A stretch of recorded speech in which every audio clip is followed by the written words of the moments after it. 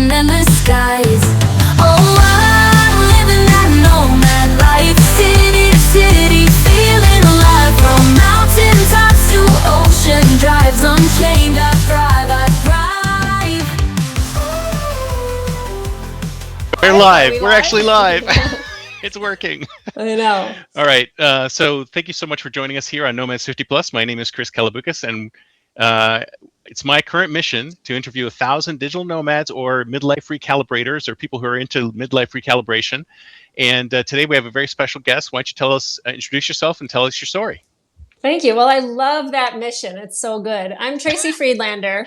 I'm only about 55 people into the mission, so I have a long way to go. You've I have got a like long 900, way, but 900 that's people.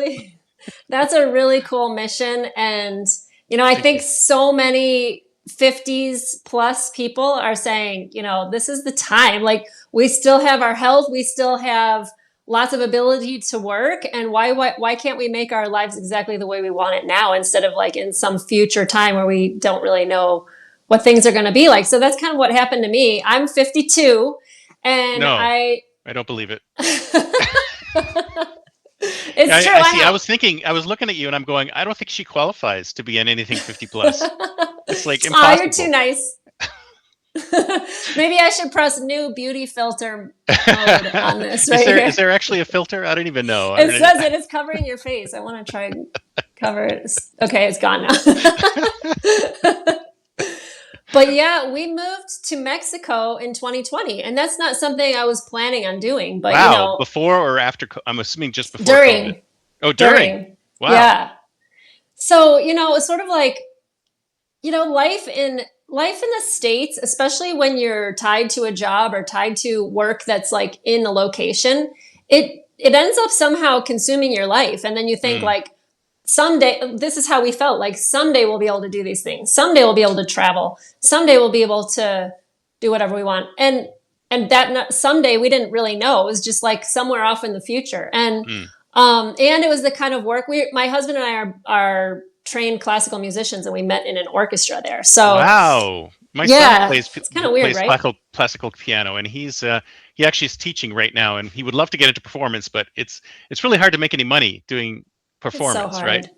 It's so hard. And I do feel like on paper, like I kind of made it. I wouldn't say I was at the top level, but I was making all my income that way. And so was my husband. And we, had a house, and we lived in a city, Raleigh, North Carolina. And it was, nice. And it was cool. But there were a lot of things that weren't great about it. Like a lot of travel. You were always tied to whatever the orchestra schedule was. So you had to go out of town, work on the weekends. And when I became a mom, I didn't want to be driving out to Wilmington, North Carolina for 2 hours each way to play some Pops concert, And so I realized, no, this is the time to start something. That was in 2016 when I was like getting that itch, like maybe a little before that, but 2016 is when I started it.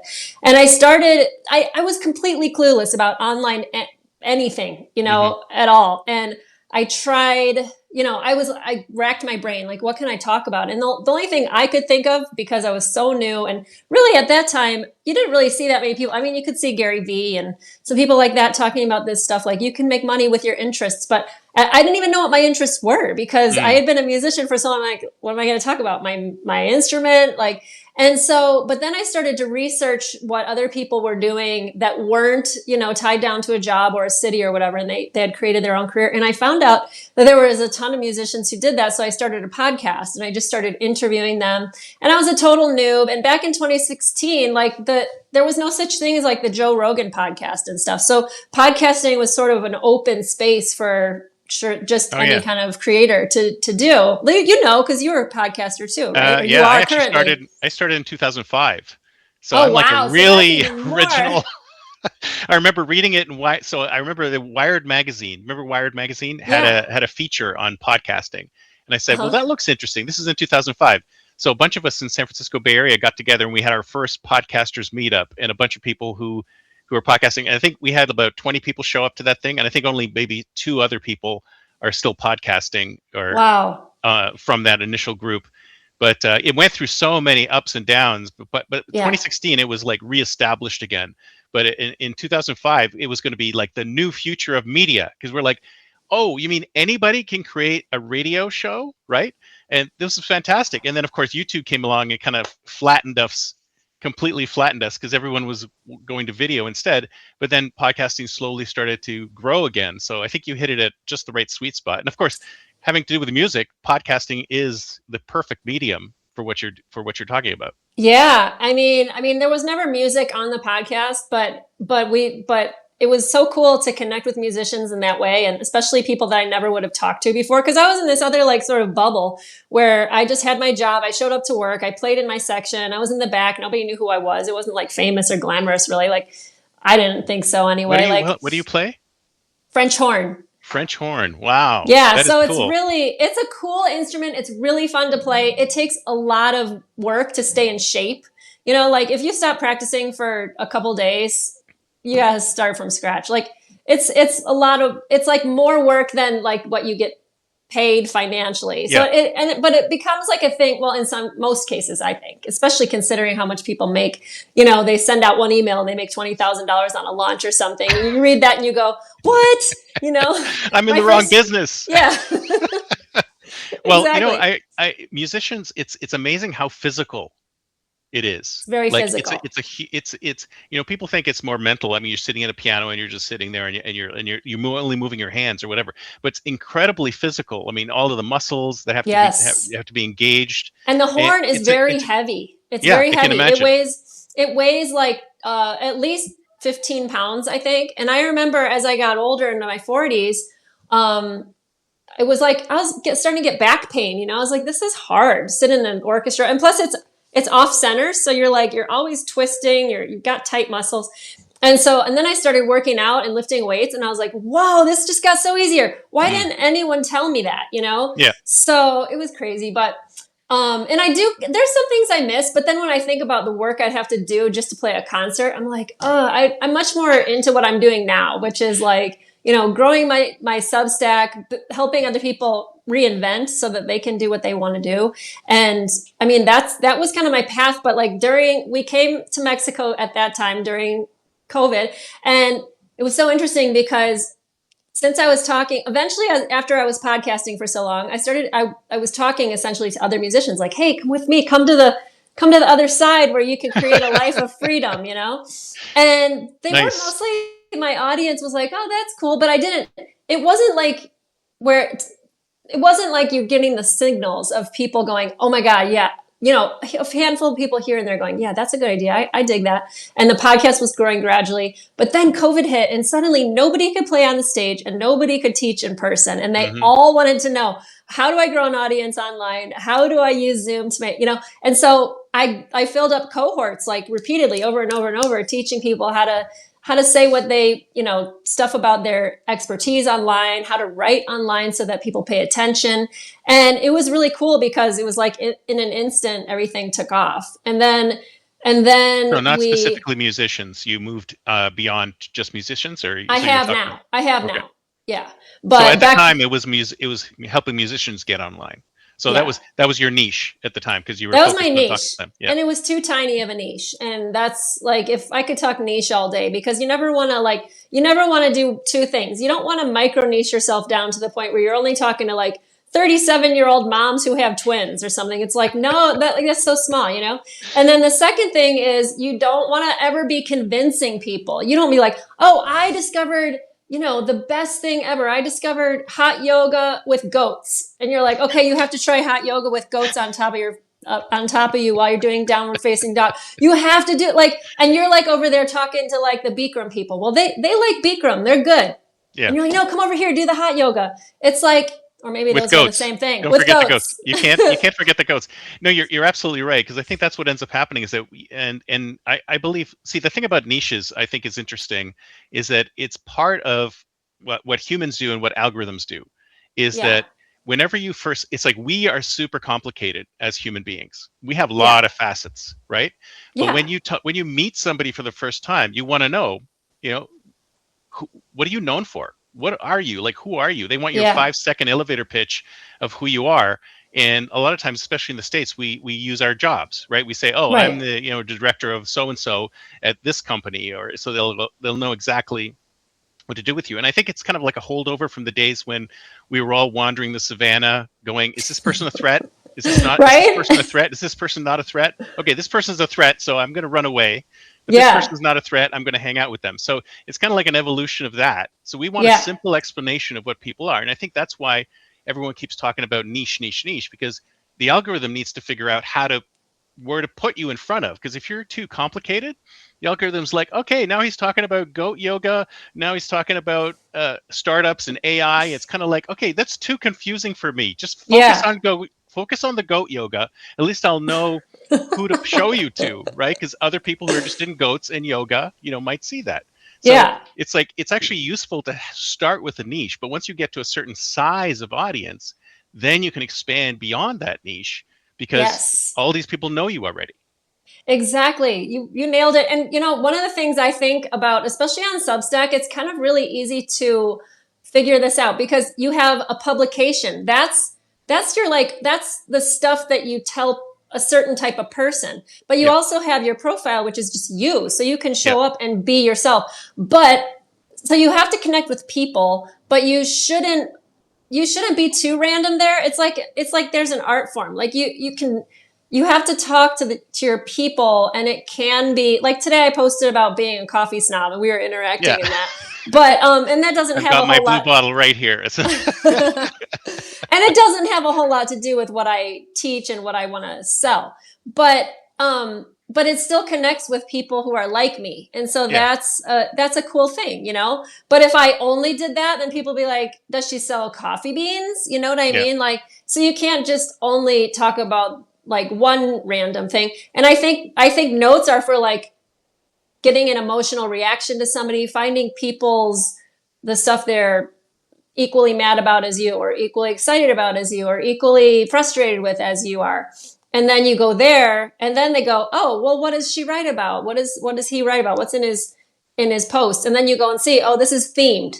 Like, now I get it. Okay, this is Nomads 50 plus. That's me, right? Or that's what I aspire to be. I do that exact thing. I have the niche newsletters, but when I go online and put notes in, it's just whatever I happen to be. In fact, the prompt is what's on your mind. So yes, you're getting what's on my mind when I put it out there.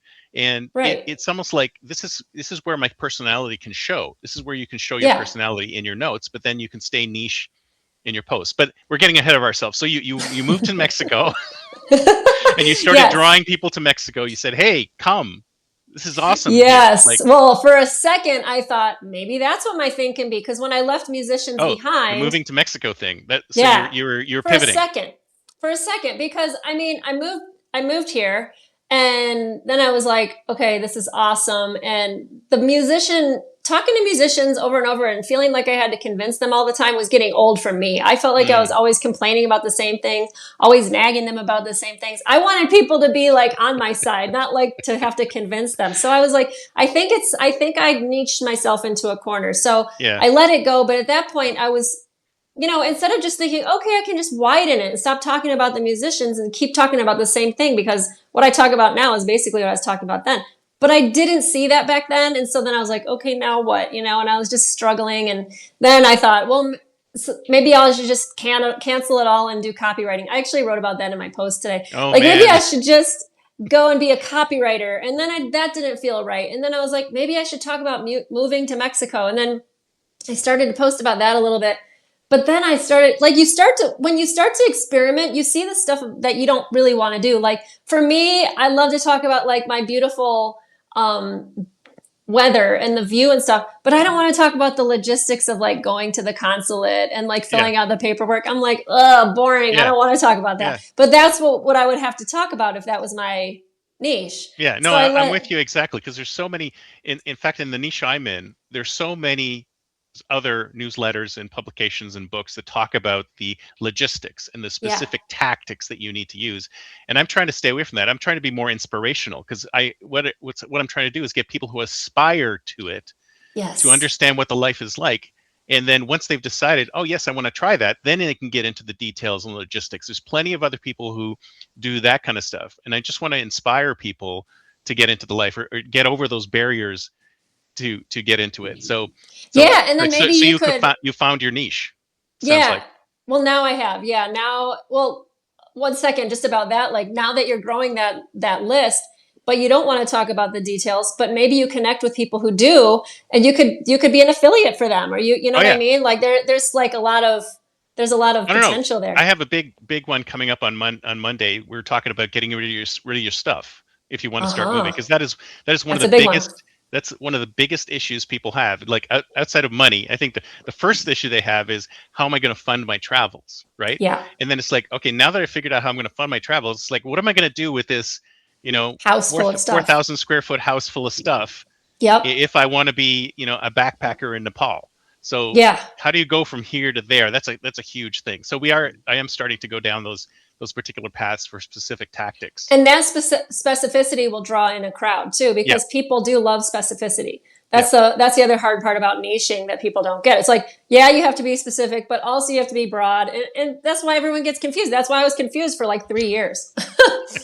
Damn. Well, but what you did was you just kept trying different things to see what would Yes. hit, because there's a lot of people who sort of sit back and go, well, I'm going to learn about this, I'm going to learn about this, I'm going to learn about this, and then never do anything. So that it's almost like a startup in product market fit. It's like unless you launch it and get it out there and see what people say, and you get feedback and you go, oh, this is going this way, this is going that way, so then you can decide Exactly. what to do. You get feedback from the people who actually pay attention. That's the Yep, best part. You can't create it in a vacuum and then launch it and be like, I'm here. You know, I think exactly. that's the big promise that like all these like course creator gurus are like, all you have to do is make it. And then you get inside the course and they're like, launch it to your list. And people are like, what list? I don't have a list, you know? Oh, I love those ones where So it goes, they're like, I think I bought one of those ones where the very first thing it said, okay, send this to your list. I'm like, I don't have a list. It's like, you skipped a lot of steps. can you go to step 0 where it's like, oh, you don't have a list? Like, how do I start? They I say, well, know. create something so that you can create a list. I'm like, well, okay, it's like a chicken and an egg. Like, what do I do Uh-huh. first, right? Yeah. But that's not sexy to sell. So don't No. talk about it. Just Yeah, sell yeah, the like exactly. dream of making millions of dollars, you That's right. know. So annoying. So Sitting on the so beach with yeah. your laptop and with the beautiful view behind, right? Yeah, just typing I sent an email, I made $40,000. You should do it too. It's so great. Happens every day.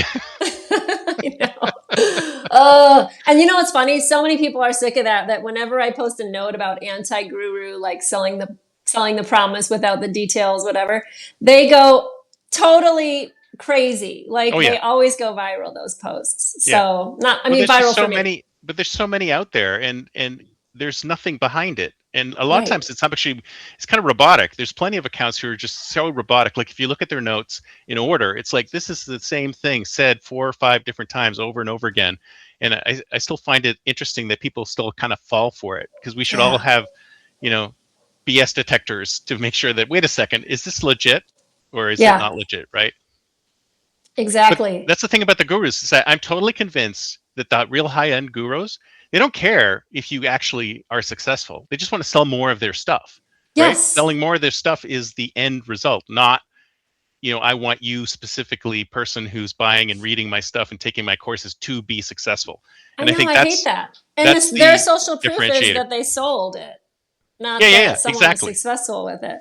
Exactly. Like, where's Anthony Robbins? Anthony Robbins must have millions of people who've used his programs and were successful. Where are they? Why isn't he trotting them out? Right? I know. Anyway, I sorry. know. Oh my Tangent. gosh. Tangent. I know. So it's true. It's like when you post stuff like that, it can take off because so many people have had that experience. Yep. So I eventually found my way back to Substack after quitting once and throwing the whole thing away and then starting No. fresh. You Yeah. left? This is the best place on earth. What are you talking about? I know, but I was so confused.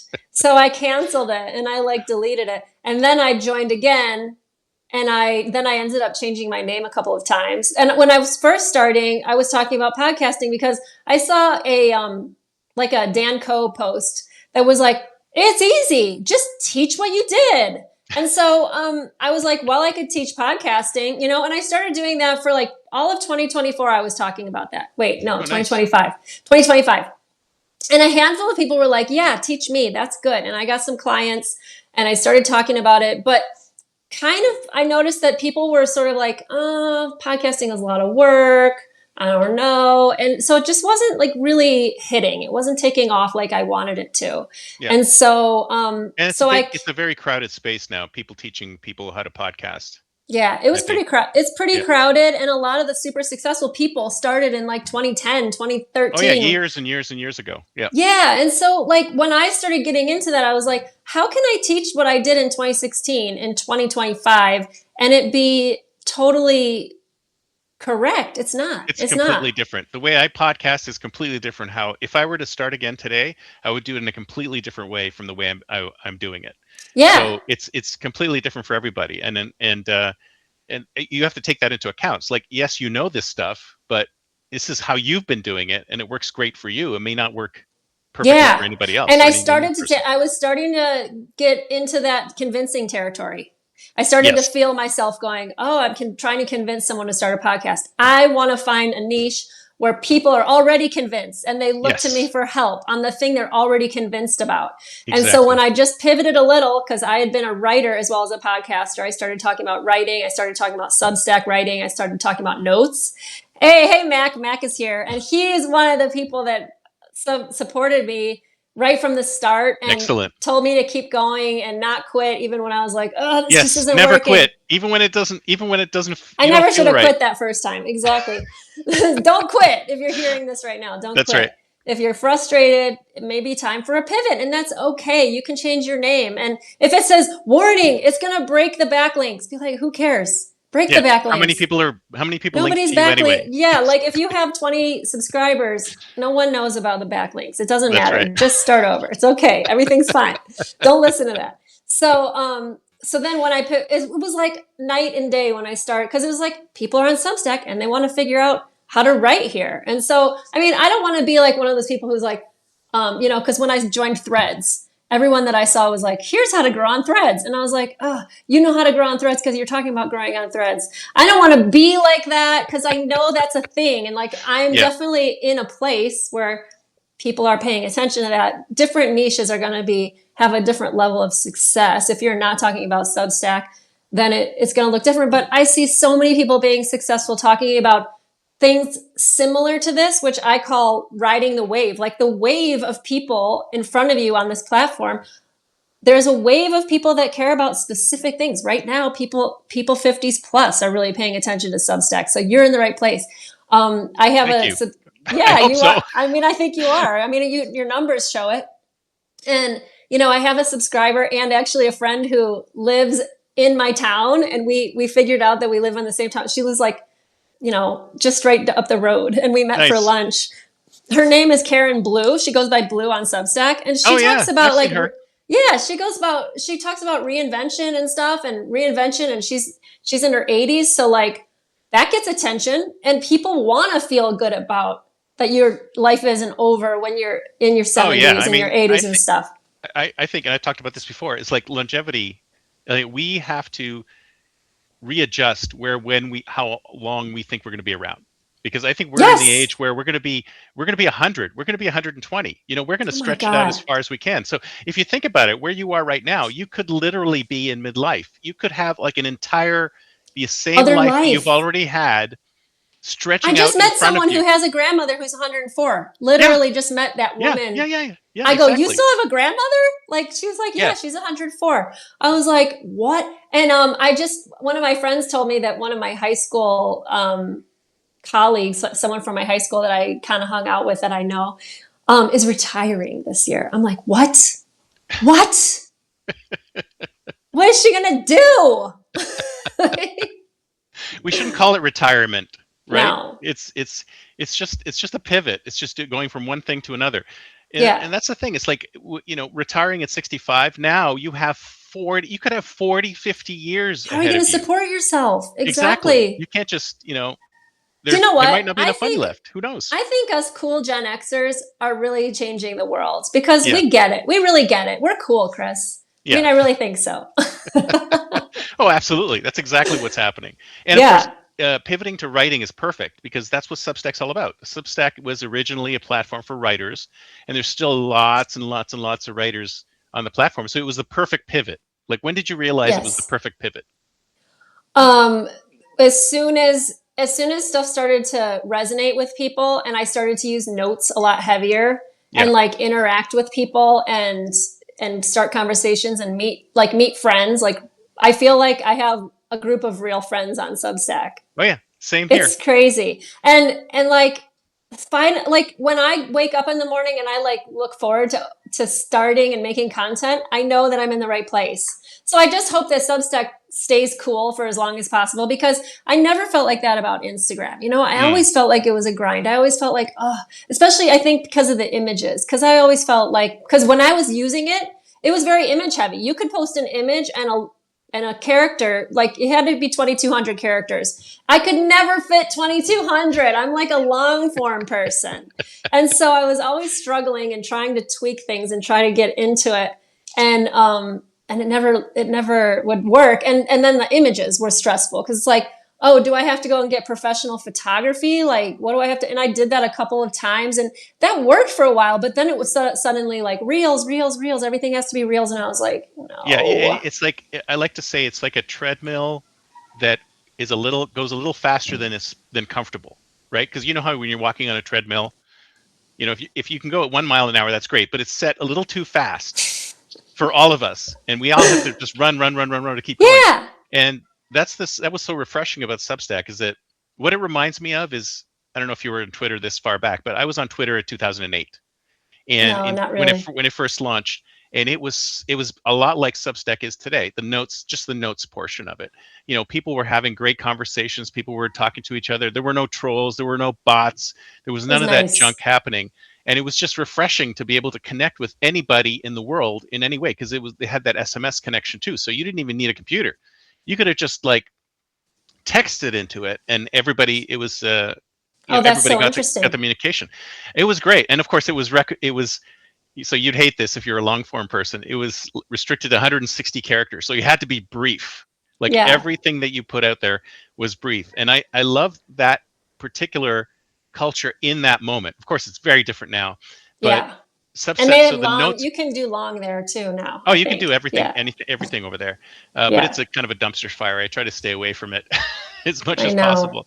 But here, it just gives me that same feeling. Notes is a lot like that today, but it's better because you don't have to feel like you're running on a treadmill because you could go in, put a bunch of notes out there, and they last forever. They have a really long shelf life. Yes. So I think they've done a really good job of building this platform in a way that's very humane for everybody who's on it.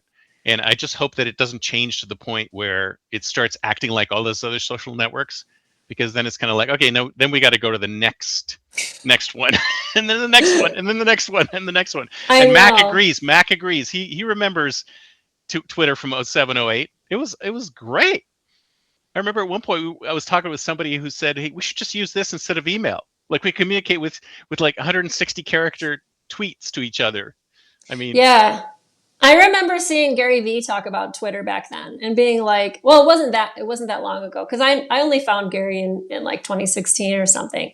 But I remember him talking about Twitter and how he would be like, you know, text me, here's my phone number. Like he was like, and I think he was talking about wine too back then, or like at the time he was talking about, you know, he'd talk about like a Cabernet or talking something. About, I think that was his original thing, was talking about wine, right? And then pivoting to wherever he is now. I really like his story. And, you know, now he's so big that, you know, sort of like, oh yeah, blah, blah, Gary Vee. But he started something in an interest area and then he grew it.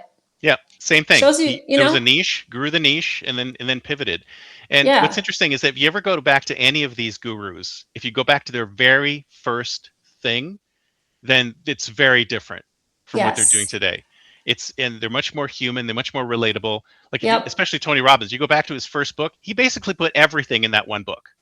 Like really? Every single thing that he talks about is packed into that one book. Because think about it, you're a struggling author. You're thinking, this might be my only book.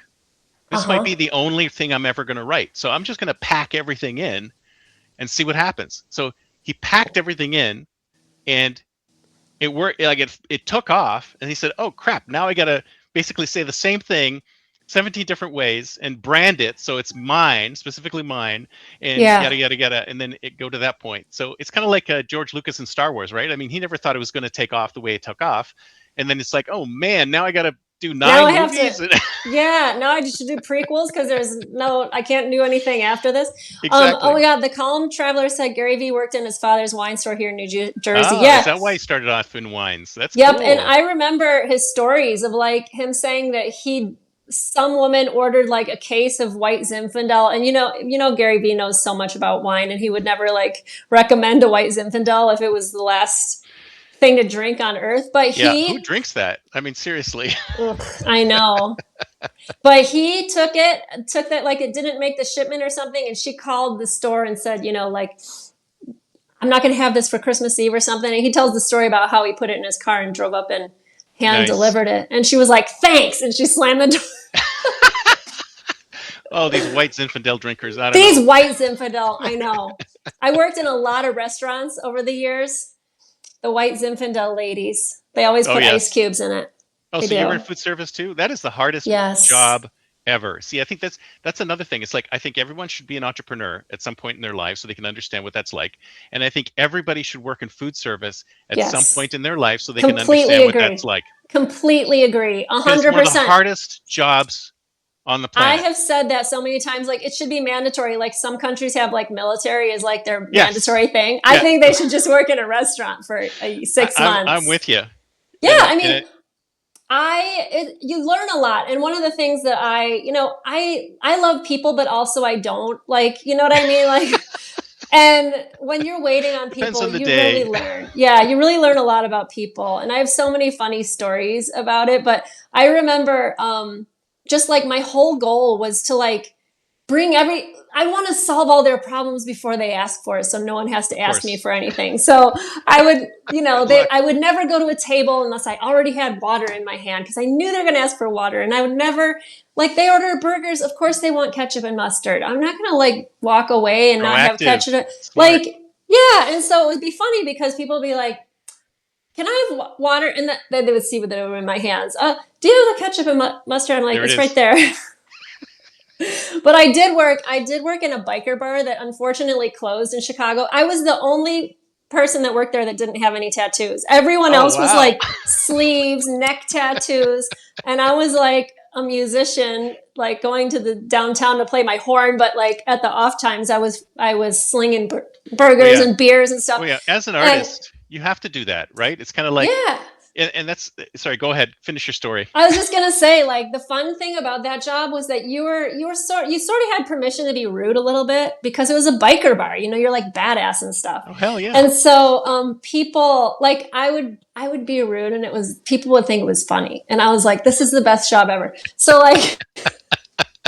If you're going to be working in food service, that is where you want to work. Right? That's what you want to do. So we had this beer special on Tuesdays. It was $2.50 for any bottle of beer, like any beer. Wow. And we had 200 beers, and people would come in and they would look at the menu and they would look at it and they would look at it and they would look at it. And like I have a full section and tables with 15 people because everyone comes for the beer special after work. And like, I'm like, oh, God. And then they would go Bud Light. And I would go, are you kidding? You have all those choices and you're choosing Bud Light. I'm like, okay. And then I would, You're and then spoiled for that, choice. and they would drink so much that I would be like, look, I have to go all the way downstairs to get your beer. So they would be like halfway. I'm like, I know you want another beer because you're going to save me a trip. So I don't come back when it's done and then have to go. I'm just bringing you a beer. Like, just tell them what to do. Here, have just two. order the beer. Just bring two anyway. Just take two. So I don't want to go up and down the stairs again. But that's the thing. It's like when you're an artist. See, that's the thing that bugs me is like we haven't figured this out yet. But people who have to do really burdensome work get paid a lot of money. Like if you're doing like an Excel spreadsheet, like tiny detailed work or whatever, something that AI could probably do better. They get paid a lot of money. And then you have people who create art, create music, create writing, create this beautiful stuff that, uplifts you and touches your emotions. And we go, oh, hey, here's a couple pennies. Or I want. I know. Why is it's like, that? Why are all artists so poor? I mean, we shouldn't be poor, right? I mean, right. Oh my gosh. So many people in the comments saying they worked in restaurants and stuff. Oh yeah. See, good. Emmett thinks it's funny that I worked in a biker bar. Everyone has to work in a restaurant. And Emmett doesn't have tattoos either. Yeah, I stuck out. I stuck with my guns. I was like, Good. if I can't decide, if I can't like the same pair of shoes for a year, how am I going to decide on a tattoo? Well, see, now you can go to Japan and go to a hot spring because tattoos are frowned upon in hot Oh, springs. So oh, people with really? tattoos have to put like bandages on them and some stuff like that to go for it. And some people are completely banned from some hot springs in Japan if you have a tattoo. I So didn't if you know have that. no tattoos, you're good. So Okay, have you well, been that's yet? I've been in Japan, but a really long. When I was in youth orchestra when I was 18, the orchestra went to Japan, and I got to go. And Nice. unfortunately, I didn't like sushi back then, so that's a waste. So now I have to go again, and my daughter really wants to go to Japan. She's like Oh, really you have to asking about go. that. So It's yeah, I amazing. really want to go. Yeah, have you been recently? Not last year, but the year before. We went for 3 weeks. It was incredible. I've wanted to Oh, go for such a long time, and I'm telling my wife afterwards of like, okay, we're coming back every year, right? Yeah, yeah. because there's so much we haven't seen yet. And it's like, well, maybe next year. The food culture is so amazing there, Oh, right? incredible. And if you like eating all the time, like 24/7, which I You do, it can. doesn't help anything, but so Did good. you find the language barrier hard? You know what? I tried speaking Japanese, and everyone Uh-huh. looked at me like I had lost my mind. So, no, it was okay. That's hard. It wasn't But bad. you know what? Where do you live now? Because San Jose. okay, so you're not living outside the country, No, not at the moment. but have you before? Uh, well, I'm originally from Canada, actually. I came down here. I heard you say, oh, Yeah. So I came down here in '98, and I've uh-huh. been here for about 30 years. But it's like I'm an aspiring digital nomad. I do it for a couple of months at a time. So let's go to Greece, Japan, etc. Awesome. Yeah. And I'm planning for the day when we can actually like become a little more nomadic. I mean, we'll probably still have a home base, but we'll be doing a lot more traveling than we're doing right now. That's So cool. that's That's are really you cool. do you do a lot of traveling, or are you mostly where you are? We're pretty much, I mean, because we have a daughter in high school, so, or almost high school. So, Kids. yeah, so we stay around. But I mean, traveling around Mexico, like just domestic travel here is so easy. It's nice because, 1 hour flight, 2 hour flight, I can get to Mexico City in a 45-minute flight, and that's super fun to go there. There's so much good food, so much culture, so much museums and history and neighborhoods, and it's just so cool. And we've been here for 6 years, so I speak Spanish. Yeah, I I was going to ask you about the language issue. So you're fine. Were you able to do it well when you first started, or? Well, so I took 4 years in high school, and of course that was like so many years ago. So when I got here, I was like, like as far as when people talk to me. But I worked really hard at it, and it all came back. Plus, like the vocabulary that I learned, and some of the like I remembered a lot of the kind of patterns and things that you need to know, and then the rest has just come from immersion. Even though I wish I spoke Spanish more, because of course I speak English at home, but I have some friendships completely in Spanish. It's really cool, Oh, that's excellent. and I'm always like, I can't believe I can understand this. Yeah, Like I I love still it. don't even really believe that I can do it. It's weird. It's It's weird. funny because some people just stay within their expat communities and then they don't really Yeah, learn that's the language. sad. I mean, that happens to me sometimes when I'm in Greece and I go with a big group of people from US or Canada, and I'm like, okay, I want to speak Greek. Like, go away, Yeah, yeah, yeah. so I can start talking to other So you people. speak Greek. That's cool. Yeah, yeah.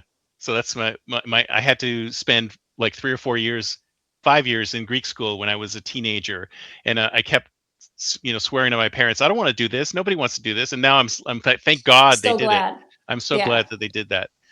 But Greek was one of the harder languages to pick up. It's So, a whole other alphabet and everything. I oh can't yeah, imagine. yeah, Yeah. it's nuts.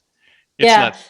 I would say Spanish, there's easy things about it and then there's really hard things about it. It's like you can't, it's so funny because my husband will be like, well, English has better words because blah. And I'll be like, well, you can't just make these blanket statements because then you look at another example and it's like Spanish has like, sometimes I'll think of a Spanish word. I'm like, but what's the English word? But it doesn't have the same feeling. It doesn't Yeah. have that like, It's the same in every language. I something. mean, there's some Yeah. words that there's no way you can translate them. It's impossible to translate them to English. So you come up with an approximation and you're like, well, this is not even quite right. And it doesn't have that same emotional feel and stuff like that.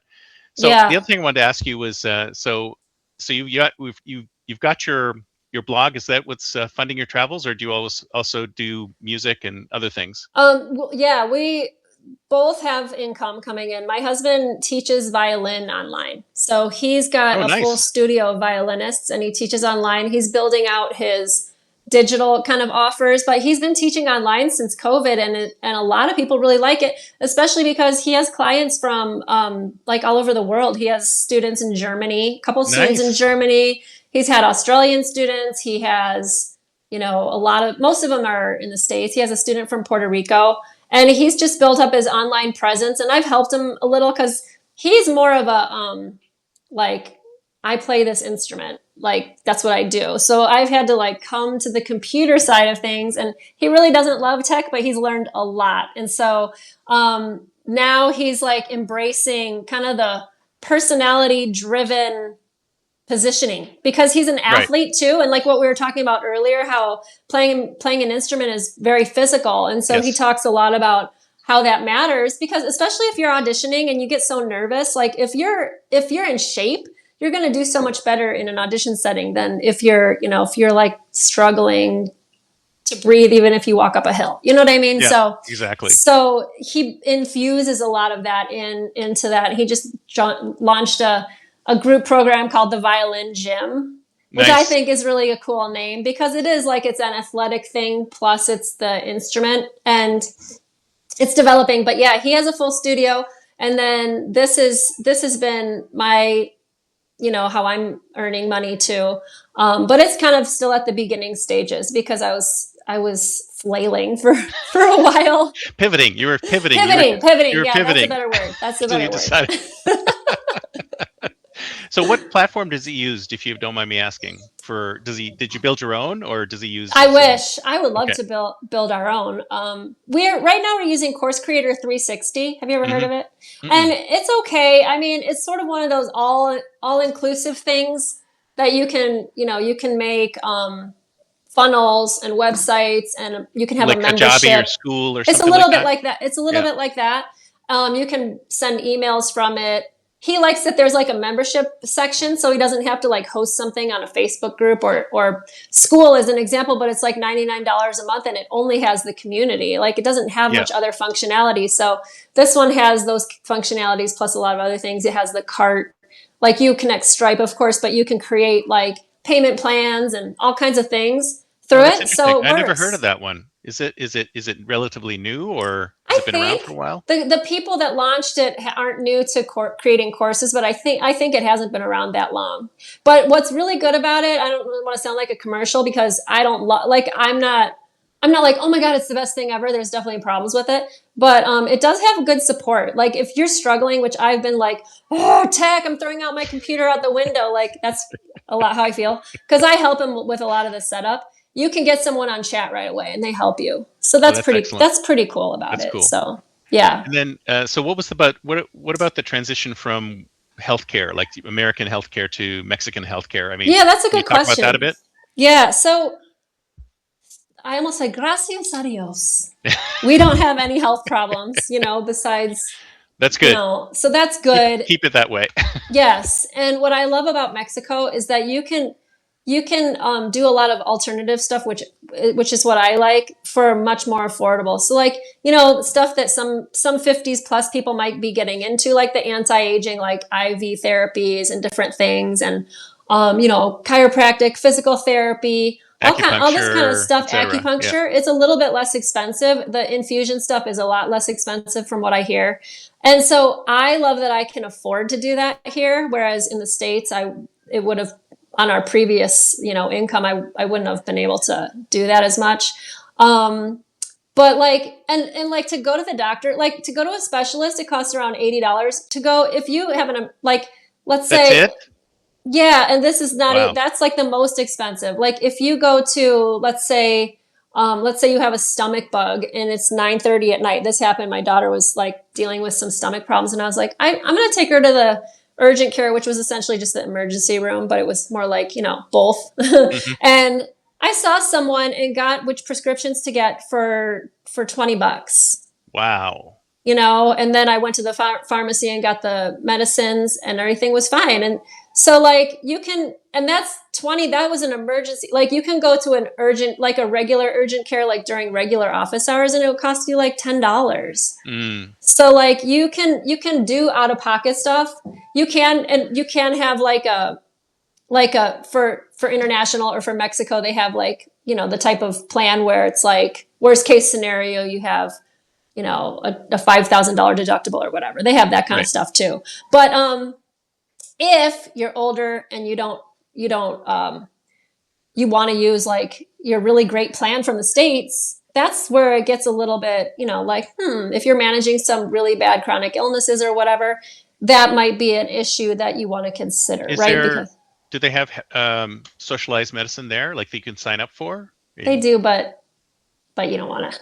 You don't want to do that. Gotcha. That's everything I've heard. Is like, don't do that. You want to go to the private hospitals. Right. So there's a private program that you can go to, which is and really they're everywhere. It's almost harder to find the socialized ones. You have to go into the city or this one place for the whole zone, you know, instead of like, but most of them are private. But, you know, depending on the issue, the price could add up. There is, my friend told me about a thing, because her mother lived here for a little while, and there's like an airlift insurance where you can be airlifted to a hospital.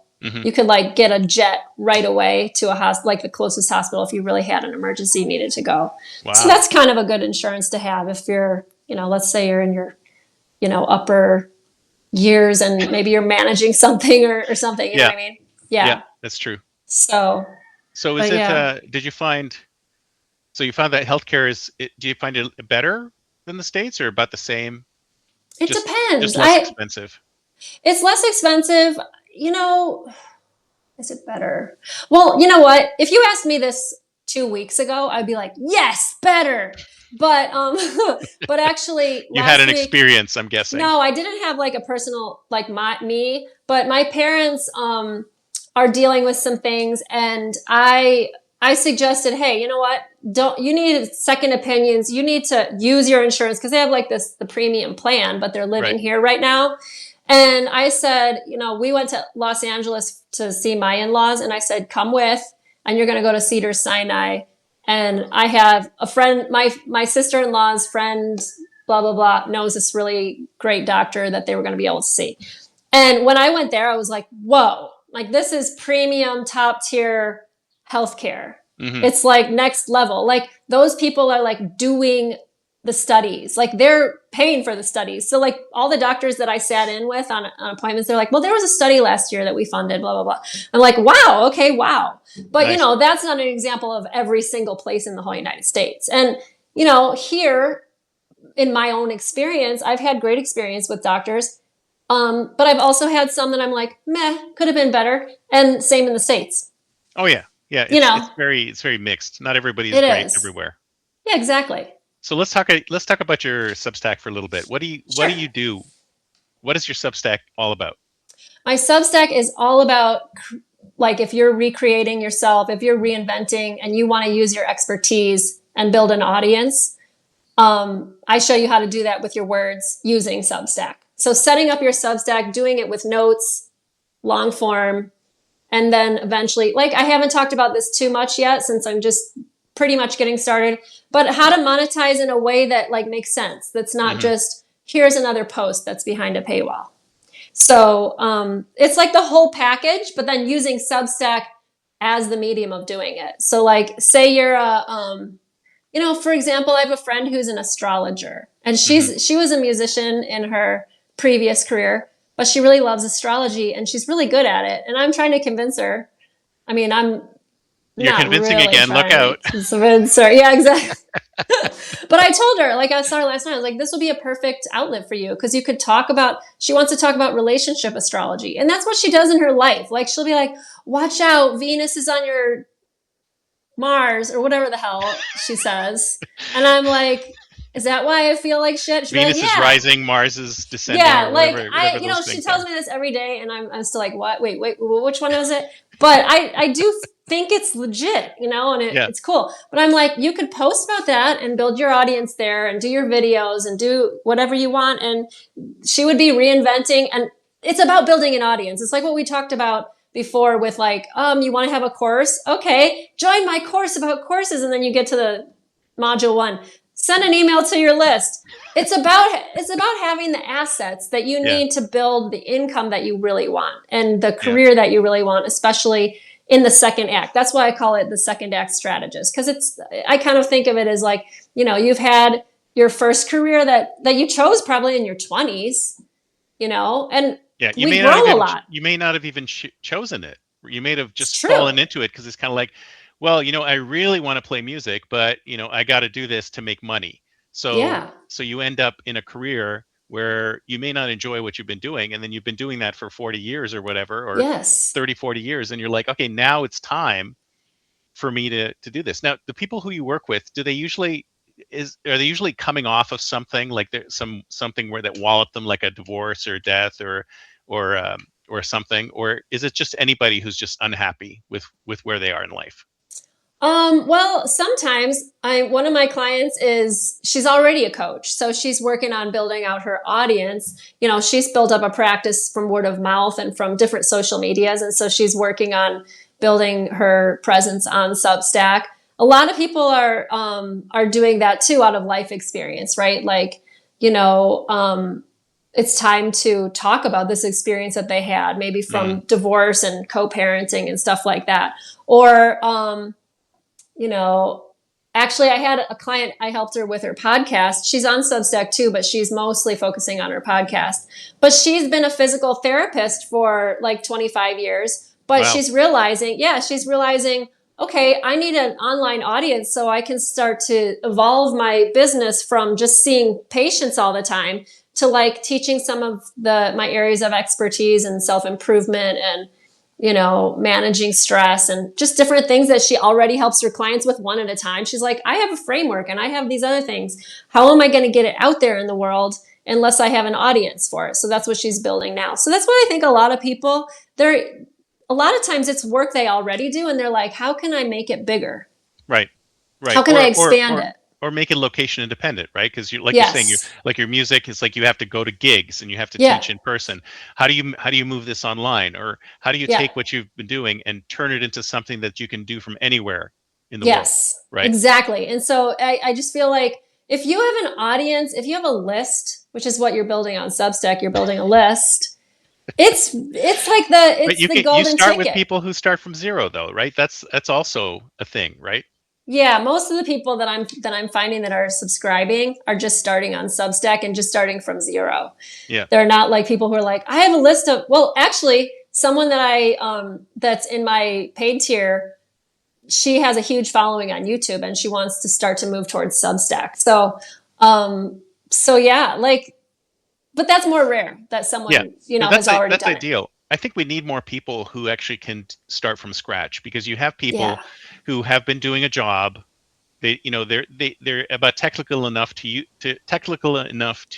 read something on Substack and use Facebook and a few other things, but they don't know all of the intricacies of what you need to do to grow an audience. And that's, I think you need to start that's with the art people form that I love. who know nothing. Yeah. Yeah, that's the art form I love to talk about, because you can't grow an audience just by saying whatever and doing it randomly, And so some people get mad at me though in the comments and stuff. They'll be like, I just want to say what I want to say.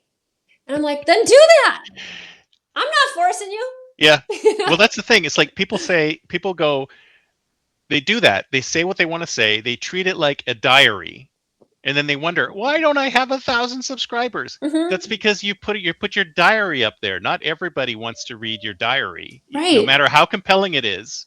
Right. I mean, so you have to look at it from what are you getting out of this? And I think that's what, if I were starting Substack from scratch, I would have some plan. I would say, do I want to use this as my diary? Do I want to use this as something that eventually makes me some money? Do I want to do, like, you have to have a little bit of a plan, because I think some people just jump into Substack thinking, oh, I'm just going to throw everything out there and then I can turn it into money. And it's not that kind of a platform. You can't just turn your passions monetize your passions.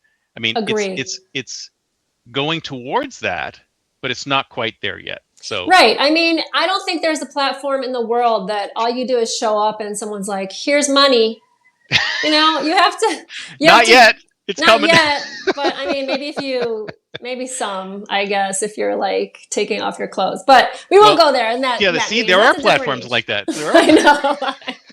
But you still have to do something. So like, yeah, I think that's Depends true. on what your passions are, right? Yeah. But I do think that what you're saying is true. It's like, you have to think about what the person that you want to help, what do they want? Because if you tap into that, then you're not going to be trying to convince them of something that they don't already want. Yeah. If they already want. It's like what I was trying to say before is like people are asking like how should you write, right? And it's like a Venn diagram. So that one circle is what I want to write and the other circle is what people want to read, right? Yeah. And what you want to do is you want to be in that middle space where both of those things align, because you could be way over here. You could be like, "Oh, I'm talking about cozy times with my puppy." Well, maybe some people want to read about cozy times with your puppy, but not everybody, right? So yes, it depends on the size of the audience you're looking for. What does it have to do with them? So like, if I use the astrology example, like my friend, okay, if she comes on and she's like, the moon in Leo means blah, blah, blah. You're like, okay, well, some people might like that. But if you say, here's the reason why you don't get along with your brother-in-law. Right. Like, why? I've been wanting to know this for years. Tell me. She's got the insights. Yes, she does. She actually does. And when she tells me this stuff, I'm like, how did you know that? Like, how? It's true. And so like when she positions her expertise in a way that makes someone go, wait, what? Tell me that again. I want to hear this. Let's go deeper. Yeah. That's how it works. Yeah.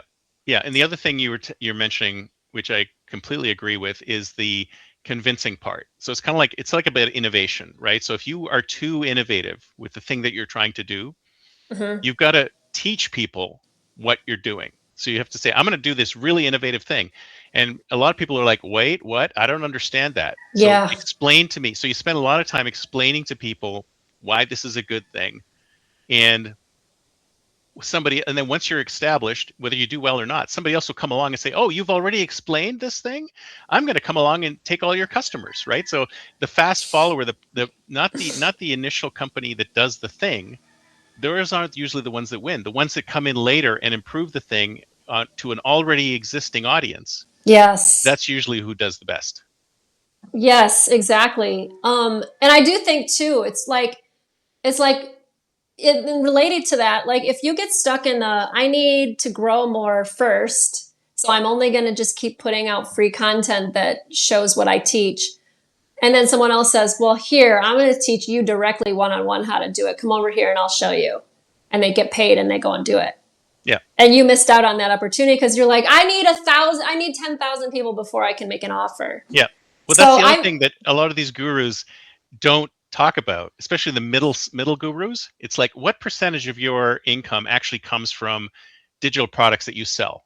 Probably 5%. And then the rest is one-on-one coaching systems. It's like specific consulting, one-on-one consulting still makes more money than anything, because it's time. You're buying somebody's time. I could charge $500 an hour to talk to somebody face to face, or I could sell them a $5 ebook, right? Yeah. So I think that's where. But which one are you going to get faster results on? So. Well, which one? Like exactly. So you have to say, if I have a sort of an array of offerings, and if these people were really honest about what brings the money in, it's not the $5 digital product, it's the $500 coaching session. Yes, and if you take it back to Substack here, there's a lot of people are offering things on and off Substack. So maybe you opt in for their $5 a month thing, but then later you're going to find out they have, a $500 course that teaches the whole thing or whatever. Yeah, and that's fine. But that's true. Like if you have a small audience, the fastest way to the most income is a higher tickets thing. And then if you have a big audience, now you can sell a $5 ebook or a $5 membership, and maybe you have a chance at making a living wage, if you want to do that. But it's true. It's like, you're right. They're not always transparent. You find that out later. Like you see the numbers and you go, oh wow, they're making like a ton of money from just a Substack where all they have to do is post and then they get tons of money. But then you dig deeper and you see that they're selling other things and coaching. Or they do ghostwriting or whatever. There's other things that contribute to it.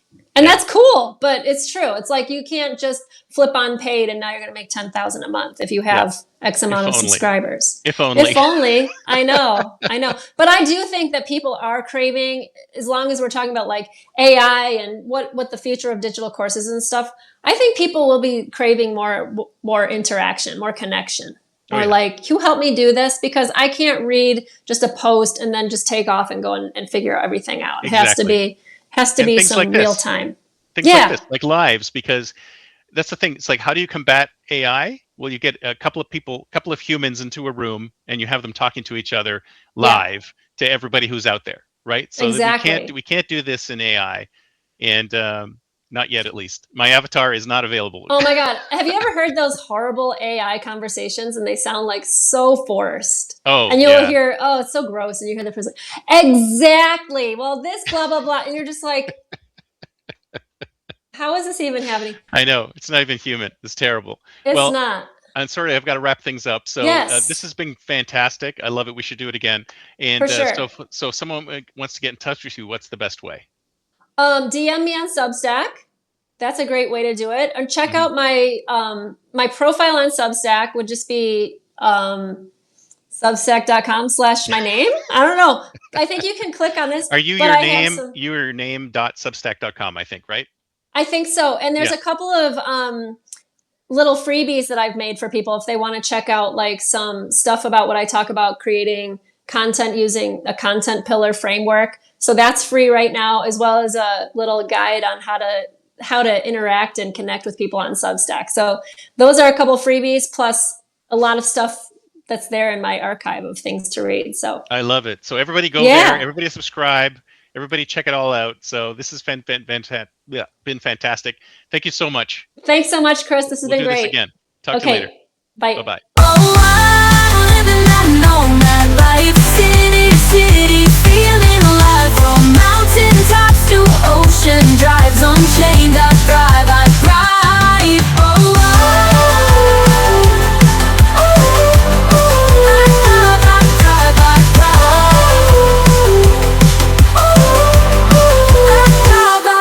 I thrive.